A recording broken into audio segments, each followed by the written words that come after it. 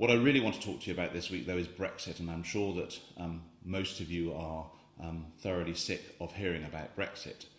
It looks as though we're heading for an extension of Article 50. It may be that we leave without a deal. It may be that there's a second referendum.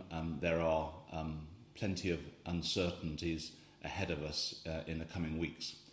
And so questions that I'm being asked by clients at the moment is, what do I have to do for my business? And there's not an easy answer to this, but I think it's important to stress that when there are external factors which potentially impact on your business, it's really very important to make sure you've got your ship in order. And that means making sure that you've got the right contracts in place, both with your customers and with your suppliers.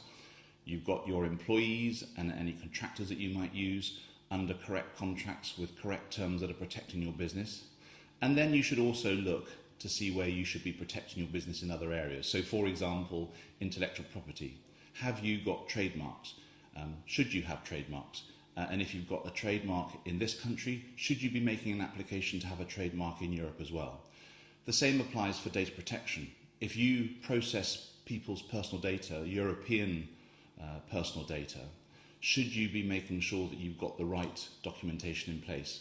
If we leave without a deal, we will be what's known as a third country to the European Union. And that means, as well as normal data protection terms, we're also going to have to require to have what is known as standard contractual terms. And it's really important that you think about whether you need those and you take the right advice early so that all of this is in place, irrespective of the outcome of the debate that's going on at the moment. And I very much encourage you to just take stock for a moment to see what it is that you may need to make sure that your business is as safe as possible and that you're able to ride the turbulence that may come out over the next few months.